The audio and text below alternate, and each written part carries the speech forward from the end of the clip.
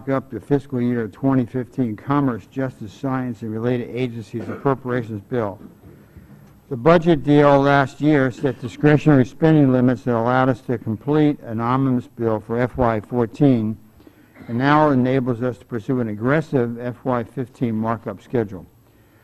I appreciate Chairman Rogers and Ranking Member Ms. Lowy's commitment to advancing appropriations bills quickly this year, and I believe, I may be wrong, this may be the earliest we have ever marked up, which is a tribute to Mr. Rogers and Ms. Lowy. However, this 2-year respite from sequestration does not mean the nation's long-term budget problems have been solved. Far from it. If we are to succeed in putting the nation on secure fiscal footing, we will need to come together soon and put everything on the table, not just discretionary appropriations, but entitlement spending as well. I'll make a few remarks about the contents of the bill, but first I want to thank the ranking member, the gentleman from Pennsylvania, and Mr. Fattah. I look forward to continuing to work together as we progress toward conference and the enactment and the signing of this bill into law. I also want to acknowledge the rest of the subcommittee members, including new members, Judge Carter, who's not new, but he is new in this committee, Mr. Diaz-Balart, who's probably caught in the rain out there, and Mr. Ahmadi. I want to recognize the subcommittee majority staff, Leslie Albright, Jeff Ashford, Colin Samples, Diana Simpson, and Mike Ringler, and also Bob Bonner and Matt Smith from the minority staff for their work in preparing the bill today. They've done yeoman's work both for last year's bill and also for this one. Finally, I want to thank our committee chairman, the gentleman from Kentucky, who chaired this subcommittee for many years, and also the committee's ranking member, Mrs. Lowy. The recommendation we bring to the subcommittee contains $51.2 billion in discretionary spending. This is a $398 million, or 0.8% below the current fiscal year.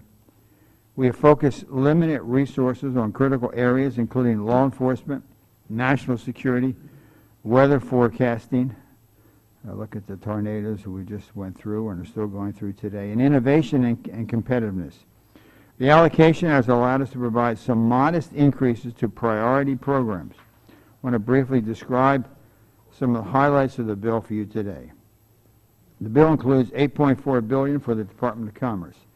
Severe weather like the devastating tornadoes in the South this week, and which are, as I say, continuing today, too often result in the loss of life and economic disruption. I heard the story of a man down in Little Rock. He had 9 children. He went to rescue his kids, and he and 2 of his children were killed.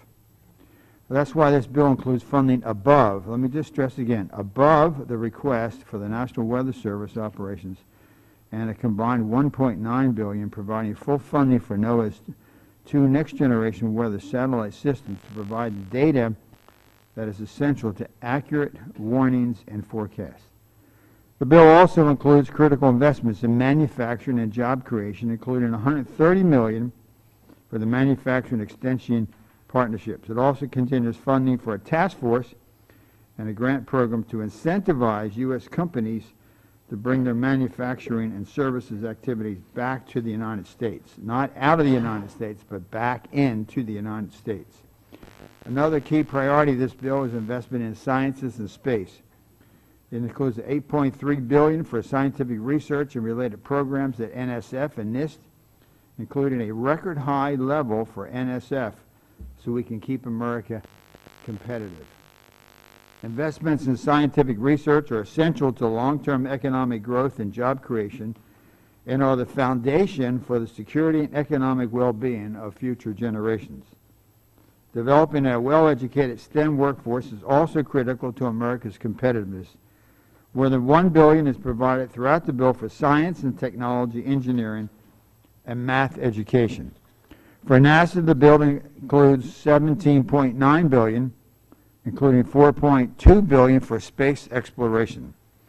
This funding will keep NASA on schedule for upcoming flight milestones for the Orion crew vehicle and the Space Launch System. I'm also pleased to note that the bill includes a significant increase for aeronautics research. Aerospace is a pillar of the American manufacturing sector, and this investment hopefully will help boost our aviation competitiveness and improve airspace safety. The bill also includes $5.2 billion for NASA's science programs. This amount restores cuts in the President's request that would have inhibited progress on planetary science goals, including missions to Mars and Europa. As many of you know, last year the committee directed an external review that found vulnerabilities in NASA's security controls and practices. The bill funds the implementation of NAPA's recommendation. We had former Attorney General Thornburg, who was the Attorney General under President Bush 1, come in and look. They found the systems were compromised. If you read the report, it's troubling. I'm surprised the press has failed.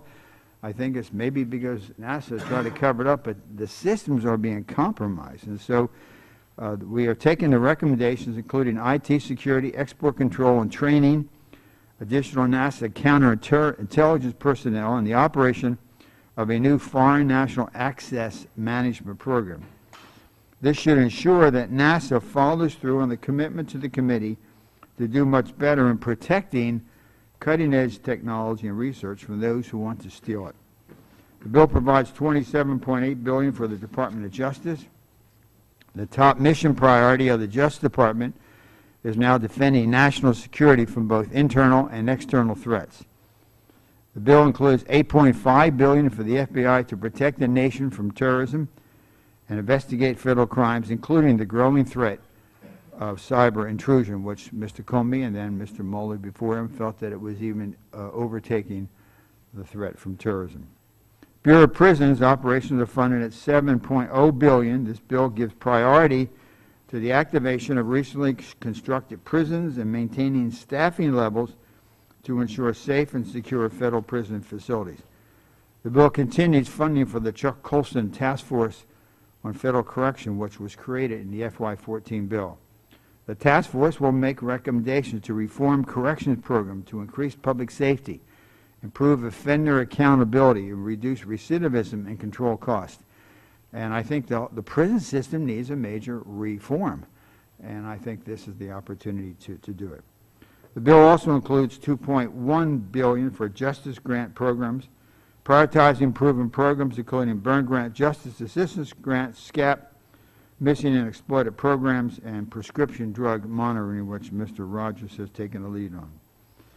The subcommittee held an important hearing in February on the horrible crime of trafficking in persons, including testimony from a victim.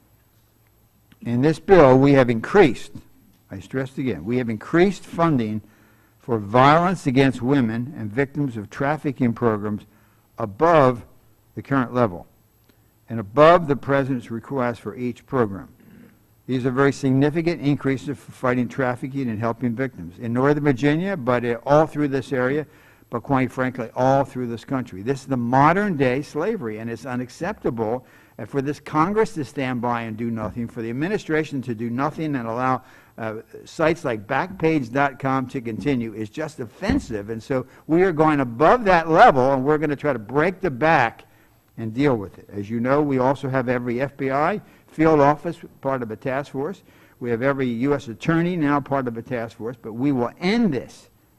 The problem of DNA testing backlogs at crime labs and at law enforcement agencies nationwide demands action. The bill includes $125 million for existing DNA programs and an additional $36 million to address the backlog of sexual assault kits at law enforcement agencies. The bill also includes important initiatives for keeping firearms out of the hands of prohibited persons and improving school safety. NICS background check system is only effective if state records are complete and included. And I think Dr. Harris made that case at a number of very important hearings we've had. This bill includes $58.5 million for grants to improve NICS records and $75 million to continue the comprehensive school safety initiative program begun in FY14. This is a summary of the recommendations before you today. The bill represents our best take on matching needs with scarce resources. At this point, it would be my intention to yield to Mr. Fattah. Then I would like to yield to the full committee chairman, Mr. Rogers. then to the full committee ranking member, Ms. Lowy, if they would like to make any remarks. Mr. Patel. Thank you, Mr. Chairman, and for the committee.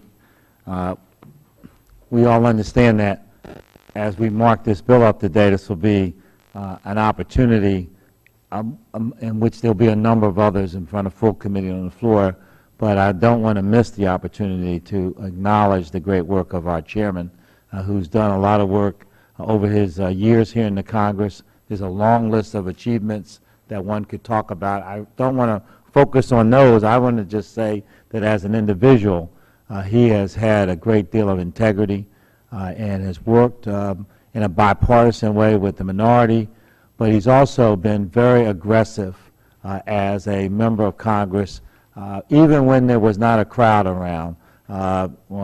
Before anyone else was talking about cybersecurity, he was out there, and you can go to human trafficking. I mean, issues that other members did not really deal with a lot around abuse in prisons, you know, a whole host of issues that as this work of this members look back on over the years, I think there will be a greater appreciation. But I want to thank the chairman for all of the courtesies that have been extended to me and my role in the minority. We've worked together on a lot of issues, and we've had a great deal of bipartisan success. And I wish you well. I know we're not finished yet. We have to get this bill enacted into law. And I know Chairman Rogers and Ranking Member Lowy want to see this bill enacted into law as we've done a great job in putting together a framework for our negotiations with the Senate. So let me first say that in terms of priorities that we've been focused on our side of this committee, in neuroscience, this bill has one of the most significant increases of any category is in this area of brain research, and also calling on the National Science Foundation, which is the premier entity, I think, in the federal research enterprise in terms of working on neuroscience, to host and work towards an international conference. This came out of our hearing earlier this year. So I just want to thank the chairman for his cooperation and leadership in this regard. I also want to mention the continuing support for youth mentoring. All of the national youth mentoring efforts are helping millions of young people. We need to do more. There are still millions of other young people who are not connected to any of the national evidence-based youth mentoring efforts. So there's more work to do, but through the work of this committee, we've done a great deal above what has been requested from the administration in these areas.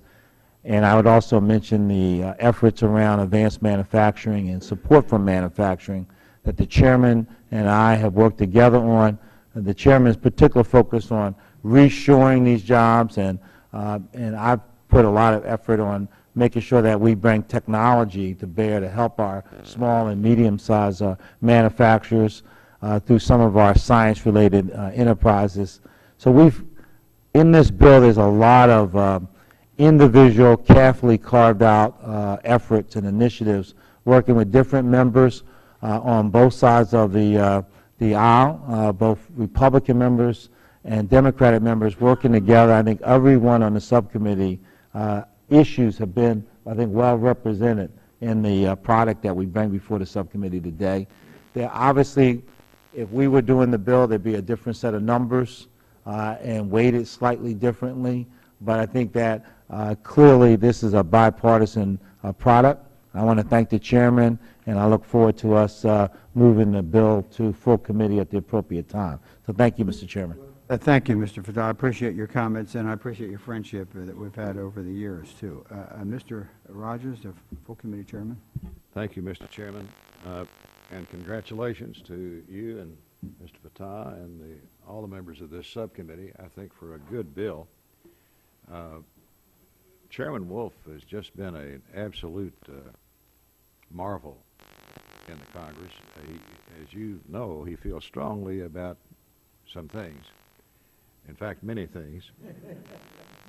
And sometimes he lets you know how strongly he feels. And even though even though I may look decades younger, we came here together. We're classmates. We came here in 1980, and we've been close friends and collaborators ever since that time, especially on the work of this subcommittee, which, as he said, I chaired for a number of years and served as a ranking member for the others for a long, long time. So I have a particular fondness for the jurisdiction of this subcommittee, but especially to Frank Wolf, whom we've had the pleasure of serving with for these several years. This is a historic year for our committee, as has been mentioned. Frank says this is the earliest ever that we've marked up bills.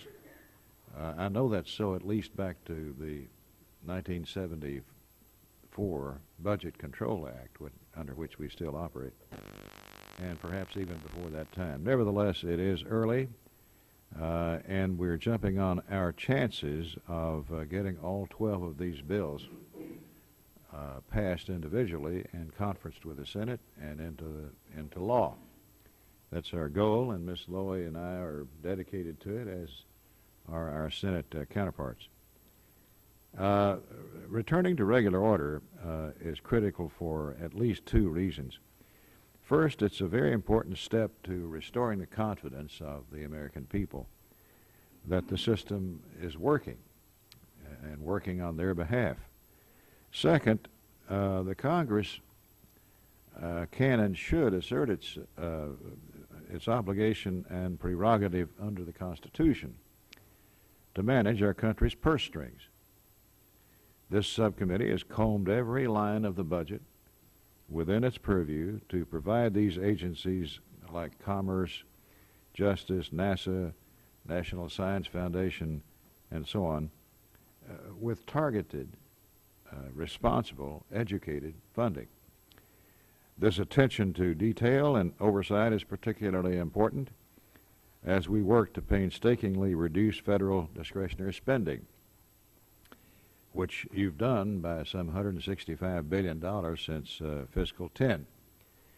Certainly, this process has resulted in a lot of difficult choices, even as this bill before us today reduces spending by $398 million below the enacted level of current form. The members of this subcommittee have worked hard to continue to preserve core federal functions: fighting crime, gangs, terrorism, human trafficking, mitigating cyber terrorism, spurring job creation, boosting our country's competitiveness through smart investments in science and space.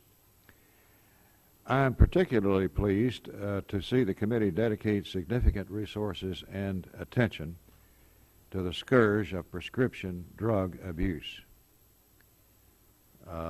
Some people may not have heard, we're having more people die from prescription drug overdose than car wrecks in this country. The Center for Disease Control calls it a national epidemic: prescription drug overdoses. My district was hit especially hard, perhaps ground zero, in the OxyContin movement that took place a few years ago. Now it's other drugs. I fear that Zohydro, recently okayed by the Federal Drug Administration, 5 times more powerful than Vicodin, being put out without any abuse deterrent characteristics, such as you can crush it and shoot it just like OxyContin used to be done. We fixed that. But I particularly appreciate Chairman Wolf and Mr. Fatton, the subcommittee, for supporting the drug enforcement agents, the U.S. attorneys, and all involved in their respective missions, as well as funds for a small but effective grant program which Chairman Wolf started a few years ago within DOJ that helps states set up prescription drug monitoring programs to provide doctors and law enforcement people with potentially life-saving information about patients' prescription patterns to prevent them from double filling or triple filling a prescription across a state line, perhaps. That's working. 49 states, Mr. Chairman, 49 states now have such a system. Only Missouri has failed to put a system in place. I hope Missouri sees the light and helps the rest of us keep people from dying. Nevertheless, that program that this subcommittee funds now is working on making those systems in each state interoperable, so that if you try to cross the state line to double fill a prescription, you can't get by with it, and to make it real time. There's a real effort going on here. I just got back from Atlanta, where the Unite anti-drug organization I put together in my district 10 years ago just hosted the 3rd annual National Summit on prescription drug abuse. We had 1,100 people there from every nook and cranny of the country, the experts in this problem. We had the head of National Institutes of Health, the head of DEA, the drug czar in the White House, 2 governors, 4 attorneys general, the head of FDA, and so on. An incredible gathering of people that came away enthused, because this is the only time of the year where all of the disciplines within the problem of drug abuse come together in a single meeting: social workers, judges, prosecutors, law enforcement, and so on. 4-day conference, the 3rd annual. Before I conclude, Mr. Chairman, I want to tip my hat and again to Frank Wolf. He served this committee with distinction and honor for quite literally decades. He's been a tireless advocate for the people of Northern Virginia and for the entire country, taking up the cause of those who might otherwise be left without a voice. He's a man of great courage, a man of great conviction. And Mr. Chairman, this body will be greatly diminished when you depart, but that hopefully, thankfully, will be sometime in the future. So I want to thank you for your incredible service to the people of your district, your state, and your nation, and the world, and for your work on this bill that we are considering today. Thank you. Well, thank you, Mr. Chairman. I appreciate the comments, and I appreciate, the friendship over the years. There were 54 in our class. Fact is, it was the class that came here with President Reagan, and we just lost one. Mick Staten just died a week and a half ago. And so at the end of this term, it'll be down to you and Chris Smith. But you're in good hands. And I think the agreement we've had, if you recall, at the first meeting, was the last person here throws the biggest party ever. And so it's going to be between you and Chris. And, but I appreciate, and also on the drug issue, prescription drug, a lot of people have literally been saved because of Mr. Rogers. They will never know why. They will never know, because they never have gotten, but because of the work that Mr. Rogers has done. And I appreciate it. I think the Congress and the country is going to face the same thing now in Heroin. And in the western part of my district, in the beautiful, idyllic Shenandoah Valley, the site of George Washington's first elective office. In 2012, there was 1 heroin overdose death. Last year, there were 21. And as of during the recess, I was at the meeting with the sheriffs. It had reached, I think, 12 or 13 as of mid-April, so they'll probably double. And so, but again, Mr. Rogers, I appreciate it very, very much. Chairman Yield, for yes. You know, the problem first broke with the drug OxyContin, which is a wonderful 12-hour time-release painkiller for severe pain, super for terminally ill cancer patients and the like. But doctors, not knowing the problem that it was terribly addictive and terribly difficult to kick, began to prescribe it for toe aches and dentist for pain for filling a tooth. And they became addicted unknowingly and abused and died. We had, in my district, we were having kids die every day, young people especially. But now that the FDA finally required the manufacturer of OxyContin to fix it so it could not be abused. If you crushed it, you couldn't crush it. It was a gel-like thing. You couldn't shoot it up. You couldn't chew it. You couldn't use it. And that really helped with the problem. Then they users switched then to a drug called Opana. Same problem. We finally got FDA to fix it too. And now, just as I thought we're on the verge of a tremendous recovery from the problem, along comes the FDA, surprisingly overturning an 11-2 vote not to release Zohydro. Went ahead and released Zohydro. And I'm afraid, Mr. Chairman, we may be facing the same problem as we did with OxyContin. People dying by the droves because of addiction to this very powerful drug. But as the chairman says, now that we've made OxyContin and Opana and others abuse deterrent, users are now switching to heroin. It's cheaper. There's apparently a better supply network and the like. But it's just as addictive, just as troublesome as the others. And now with the advent in Colorado and Washington State of legalization of marijuana, the marijuana growers in Mexico are plowing up the plants and planting poppy to make heroin. And we're substituting one terrible problem for another. And as the price of marijuana now is plummeting because of these legalization efforts, and the lax attitude of the Department of Justice toward marijuana enforcement, because of that,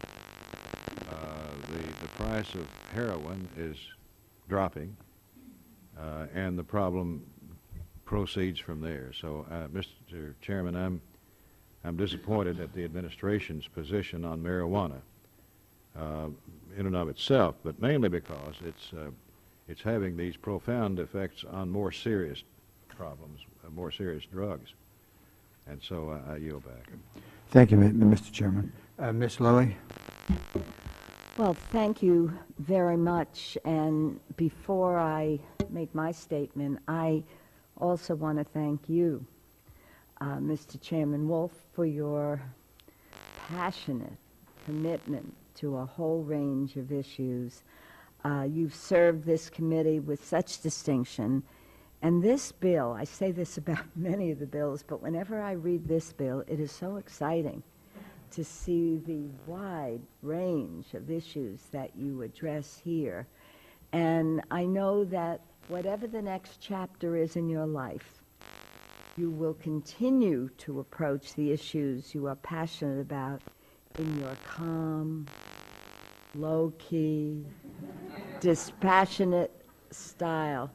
And I am sure your voice will continue to ring out, whether it's in Washington, D.C., or whether it's in my hometown as you visit your daughters up in Westchester County, as you visit your daughter in Westchester County. And by the way, Mr. Big Chair, this issue of heroin is all over. And when I look at the news and I see the numbers, 20, 30, 40, it is shocking. Well, you have a lot of issues to choose from, Frank Wolf, and I look forward to hearing from you. And again, as I said, I know your voice will continue to reverberate on the many issues you care about. Thank you for your service. Thank you for your passion. It's really been an honor and a pleasure for me to work with you, and I wish you good luck. And I hope we'll meet in Westchester County. Let me just again thank the chair and the ranking member for your hard work on this bill. As I mentioned, the bill is so varied, and when I read the research section, congratulations to all of you, because I know those with Alzheimer's and autism, and we can go on, are so grateful for the commitment of this committee and our chair and ranking member to the investments in research there. I go on these walks every year, whether it's autism or Alzheimer's.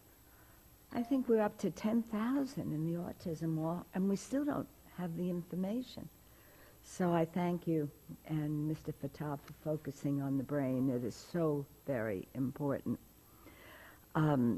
There are so many areas here, just to touch on them a bit. The funding levels for public safety, such as burn justice assistant grants, National Instant Criminal Background Check System, Violence Against Women Act services, the human trafficking section, so very important. I'm very pleased that this bill would also provide $125 million for the DNA initiative, as well as $36 million for a new community backlog reduction program to process sexual assault kits. I have been shocked when I began to hear about that, how that these kits would sit on a shelf for years, sometimes decades, when information contained in these kits could help identify violent criminals and put them behind bars. It's truly amazing that they would sit there. And often you would have multiple crimes occurring because we didn't have that information. So I thank you. And while I appreciate Chairman Wolf's efforts to work across the aisle to fund so many vital services, I continue to be concerned about the needless gun riders, including a new attempt to prohibit funding to implement an arms trade treaty. These riders, frankly, my colleagues, have no place in an appropriations bill. It is my hope that when this bill comes to the floor, that we can work together to keep out unnecessary riders that make it easier for deadly firearms to make their way into our communities. There are items of concern that I hope can be addressed on the full committee or on the floor. The COPS program, a very important program, would be cut by $118 million from current funding under this bill, as well as the, quote, wet side of NOAA, which includes cuts of over 5% to coastal zone management grants. That was always a favorite of mine before I came to Congress, because it really would empower local communities to make a determination as to what they want their waterfronts to look like, so people couldn't just come in, developers, and impose on them without their giving some thoughtful consideration. And the 40% to fisheries, habitat conservation, and restoration. And while the bill funds NOAA weather satellites and the National Weather Service, it includes a sizable cut of 24% to NOAA's climate research account. Storms and weather events are becoming more frequent, more severe. The 100-year storms occur even in my area every 2 years these days. We should be investing in research to combat the threat of climate change, not sticking our heads in the sand, hoping the science is wrong, because combating such an obstacle would be too costly and inconvenient. We have the opportunity to make better investments in this bill that could help provide for the health and safety of future generations of Americans, and I hope we act together to do so. So in closing, I just want to thank you, my friend, for your service. You came to Congress for the right reasons. You served with the right motivations. You've addressed so many issues that matter to your community, our community, to the United States of America, to the world, in fact. So I know you will continue to speak out, as I said before, in your calm, measured, dispassionate, but effective style. So thank you very much. Thank you, Ms. Loy. I appreciate your comments. Thank you. Are there any other, Mr. Culberson? Mr. Chairman, I remember in Proverbs tells us that our most valuable possession is our good name, and it's worth more than all the gold and silver in the world. And by that measure, Frank Wolf, you're the wealthiest man on earth. You, as Ms. Loy said, came here for the right reasons, and it's just a privilege to have served with you, sir, and to be here on this subcommittee with you and see the importance you place on issues that others, as Mr. Fatah says, have often neglected. As the Chairman Rogers pointed out, the human trafficking, abuse in our prisons, the passion that you bring to the protecting persecuted Christians around the world.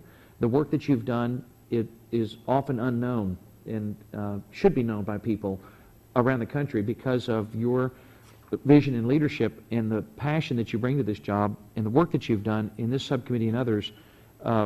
You've transformed lives for generations to come, particularly with the passion that you bring to the investment in the sciences are so important for the future prosperity of the nation.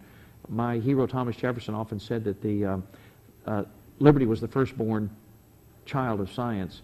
And I always remember also that he said in his last letter that he ever wrote, in turning down an invitation to attend the 50th anniversary of the signing of the Declaration of Independence, literally a few weeks before he died, Thomas Jefferson said that I'm sorry I can't join you for the 50th anniversary celebration because age and my physical condition prevent me. But he said I hope that the annual return of this day will always remind people that the light of science is opening the eyes of humanity to the palpable truth that half of humanity is not born with a saddle on their back, or the other half born booted and spurred, ready to ride them, and that it truly has been our investments in science and research and cutting-edge technologies that has led to the advancement of civilization as long as there's been an advancement of civilization. It truly is so vital, and you recognize that better than anyone. And when we first discover life on another world, it will be because of your work on making sure that we go to Europa, which is 3 to 4 times more water than the Earth, and vast amounts of heat, all the elements that are necessary for the discovery of life. It's right there in our backyard, and thanks to you and the subcommittee and the work that you've done, it will be NASA and heavy lift rocket, I hope, that's going to be built in Mr. Adderholt's district that will be there to discover life on another world right in our own backyard.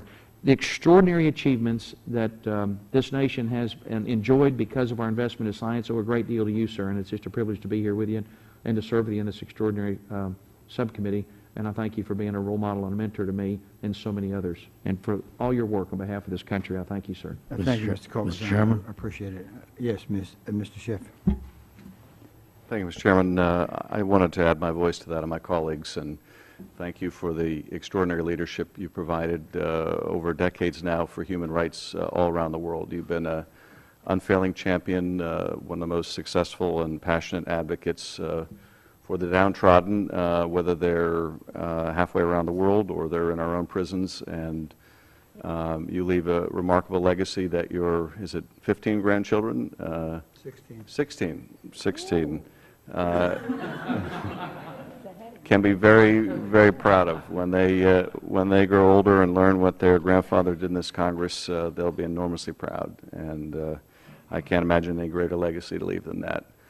I also want to thank you for the extraordinary efforts you've made to save planetary science and push back against some devastating cuts. And every year, and in particular this year, you've been just extraordinarily supportive, which means a lot to the nation's future and our continued leadership in planetary science. And I just want to tell you how very grateful I am for everything you've done in all of these areas. It's been a real privilege to serve with you. I yield back. Thank you, Mr. Schiff. I appreciate it. Mr. Honda? Yeah. Thank you, Mr. Chairman, and I would like to add my voice to those who are thanking you for your service. And I'll try not to speak too long. A lot of things have been said, but I remember when, after the tsunami in Indian Ocean in 2004, you took your concern for the victims and turned it into action, urging development of an enhanced tsunami prediction and warning capability for the U.S. and for the world. That was critical. And when things weren't going well in Iraq, you took a stand that may not have been very popular with your own party, but you pushed for the formation of the Iraq Study Group, and that was appreciated. Last year, when sequestration was threatening the opening of the Silicon Valley Patent Office, you sat down with me and some of the U.S. PTO officials to brainstorm how we could move forward, and now the lease has been signed, and work is progressing, and we'll be moving forward with that for that I'm grateful. We both share a great commitment to protect the human rights around the world, and I imagine you will continue to be a force to be reckoned with on these issues even after you retire. I'm deeply appreciative of the provisions you have included in this bill to help combat human trafficking and to reduce the backlog of processing the rape kits by enhancing the use of rapid DNA testing, which will get offenders off the streets and bring justice to the victims. I also want to share the belief that domestic manufacturing is critical for growing our economy in America. And thank you for the provision you've included in this bill to support manufacture as well as basic R&D, and both on the ground and in space. And that will keep America on the cutting edge of science. And thanks as well for including the funding for the continued operation of NASA's Sophia Observatory. It was a great help. You've been, as has been said by others, a passionate advocate for the cause you believe in. And I've always felt that there was nothing unclear about how you felt, the opinions you had. So it was, for me, it was very clear, the issues and how to work with you too, because I believe that folks have to work with each other, sit down and work across the aisle. So I appreciate you helping me personally solve some of the problems to make not only our constituents in our country and our district better, but for the world. So I thank you for the help that you provided me and the guidance that you provided me and the help with your staff also. So it's been a real honor to be able to Thank you, Mr. serve Hunt. with you. Thank you. Mr. Chairman. Thank you. Mr. Chairman. Yes, Mr. Mr. Chairman, I suspect that the line of people at the full committee meeting and on the floor will be long in saying these things about you. So we who are on this committee have the privilege of having a little time and not waiting online to say them. And I just wanted to tell you that, you know, anyone who will listen, and even those who won't listen, I brag about the fact that I'm the only member of this committee who was ranking member to you, both you and Mr. Rogers, on this committee. So that should not. There's a question as to why I'm sitting at the end now. But it had nothing to do with them kicking me down here. It had to do with some revamping on my side so I could be a ranking member. But anyway, we had interesting stories here. You are living proof, perhaps more than anyone else I've known in this House, and Chairman Rogers comes close, but how you can be so different in your political philosophy to someone and be a partner for that person. And I think you and I are living proof of that. You're not exactly known as a flaming liberal, and I'm not, the word conservative doesn't come up when you mention my name.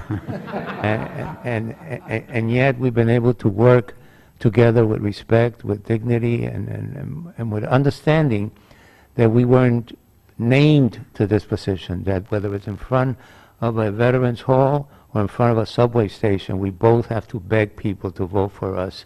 And most of them think we're crazy the first time they see us or the second time and so on. And you leave a great legacy. And your biggest legacy is that you were ahead of time, ahead of your time. You brought up the drug issue of OxyContin and so on before a lot of people brought it up. You warned us that there were people, other countries being nice to us, and coming from a liberal, this is a big statement, very nice to us while they were looking at our computers. And a lot of people were not paying attention at that time, and now everybody knows you're right. And lastly, I want to thank you for always including the territories, which you know is part of my mantra, that there are 5 million American citizens who don't get to vote for their commander-in-chief, but go to all our wars and suffer all the consequences. And you have always legislated on this committee in a way that the territories get taken care of. And in closing, let me tell you that recently, and this will probably get back to Puerto Rico, recently I saw on one of the cable stations that I get from the island, the first Puerto Rican astronaut being paraded throughout the island with great glory. And I said, I wonder if he or anybody on the island knows that we asked NASA here, with your support, and you backed me up, you think that there will be someday there'll be somebody from Puerto Rico or Puerto Rican parents who'll be an astronaut? And the answer was, well, we're going to start working on that. And when I saw the parade, I said, little do they know. And that's part of your legacy. Little do they know of all that you've done. Thank you so much. Thank you, Mr. Serrano. Thank you. Mr. Carter. Frank, I'd like to echo what everyone said here. And my first boss was the parliamentarian of the House of Representatives in Texas, Bob Johnson. And he once told me, as he taught me what to look for in the legislative body, he said, the greatest asset anyone could bring to a legislative body is be a man of their word or a woman of their word. When they told you they would do something, they would do it, sometimes even to their detriment. And I think as you pass out of Congress, that reputation goes with you. You were never afraid to speak your mind. You spoke it straight, and you gave. And if you told someone, and I've experienced this, I will do this, you did it. That is. I think in any legislative body, but especially the ultimate legislative body, the United States Congress, that is the greatest reward anyone can have, to have a reputation of being a person who spoke their mind and kept their word. And I thank you for it.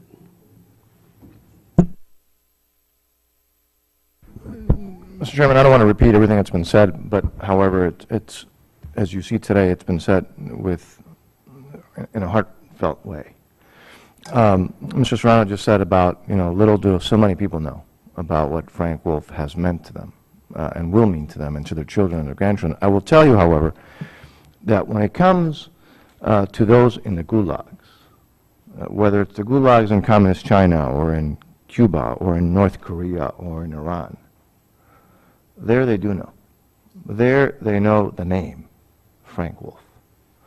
So your legacy, which is so extensive, my dear friend, I think, however, when it comes to the folks who have been repressed and oppressed anywhere in the world, Frank Wolf is a name that symbolizes freedom and symbolizes that relentless pursuit of freedom. And for the gulags, frankly, it's a name that means hope. So your shoes will not be able to be filled by us. We have a difficult task to try to fill your shoes, my friend, and you will severely be missed, obviously by us personally, but particularly by those who continue to suffer in the gulags, but who will always remember your name. Thank you, sir. Thank you, Mr. Nesbitt. Mr. You have a motion, anybody else have, Amity, excuse me. Thank you, Mr. Chairman. Unlike Mr. Serrano, there is a reason why I'm sitting at the end of the line on this side. And I want you to know that even though they didn't know it at the time, the major four-year institution of higher education in my district, the University of Nevada, Reno, when they picked a mascot name in your honor over 150 years ago, named it the Wolf Pack. Congratulations. Thank you. Thank you, sir. Do you have a motion? Yeah, Mr. Chairman. Anyone else? Okay, Mission. I just want to thank Serrano for switching places with me from thank you. Yeah, Mr. Chairman, I do have a motion.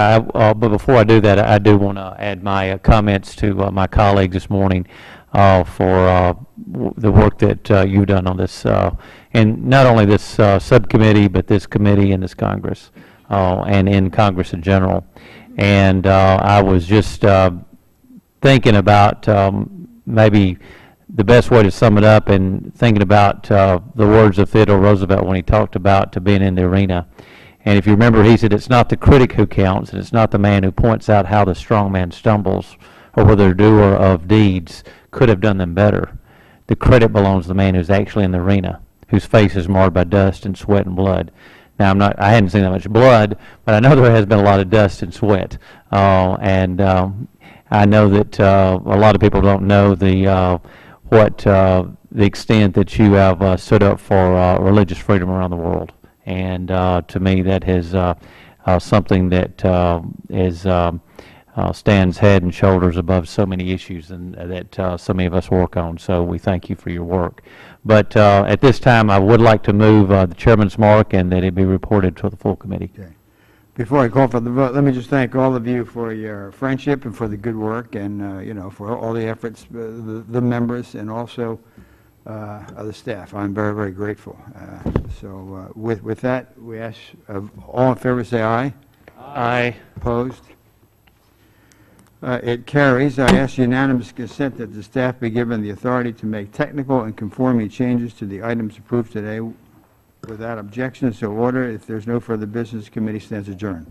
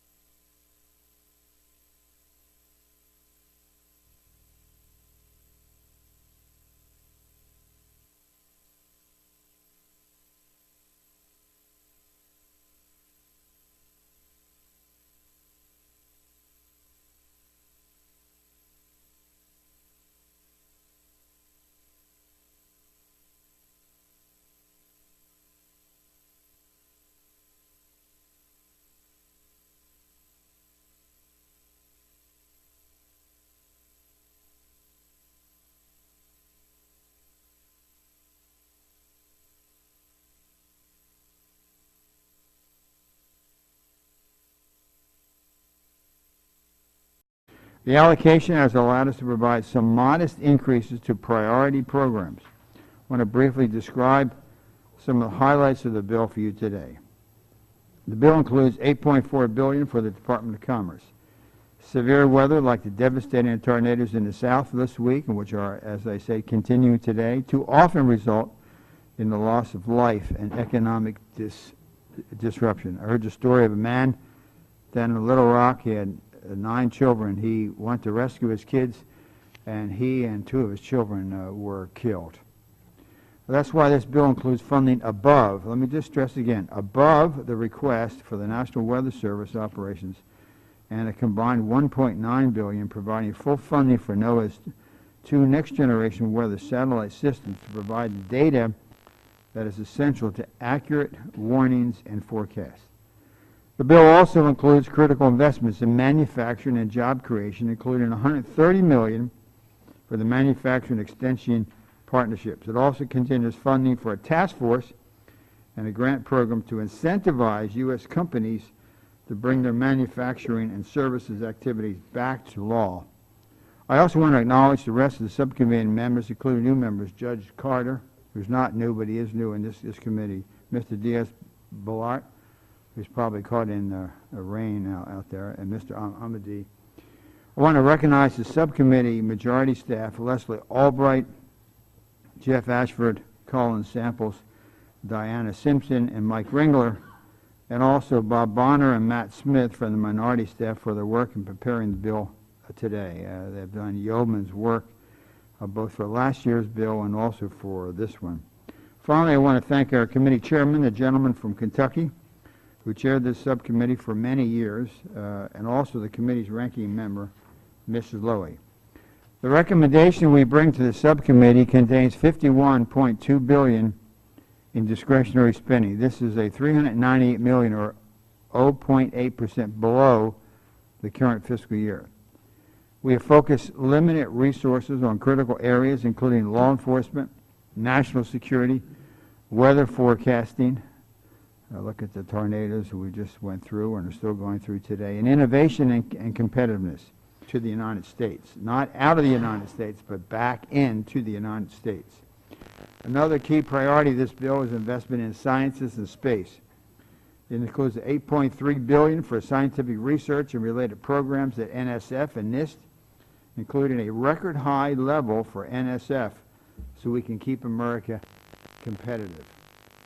Investments in scientific research are essential to long-term economic growth and job creation and are the foundation for the security and economic well-being of future generations. Developing a well-educated STEM workforce is also critical to America's competitiveness. More than $1 billion is provided throughout the bill for science and technology, engineering, and math education.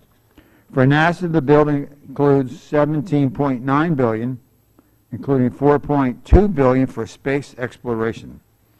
This funding will keep NASA on schedule for upcoming flight milestones for the Orion crew vehicle and the Space Launch System. I'm also pleased to note that the bill includes a significant increase for aeronautics research. Aerospace is a pillar of the American manufacturing sector, and this investment marked up the fiscal year 2015 Commerce, Justice, Science, and Related Agencies Appropriations Bill.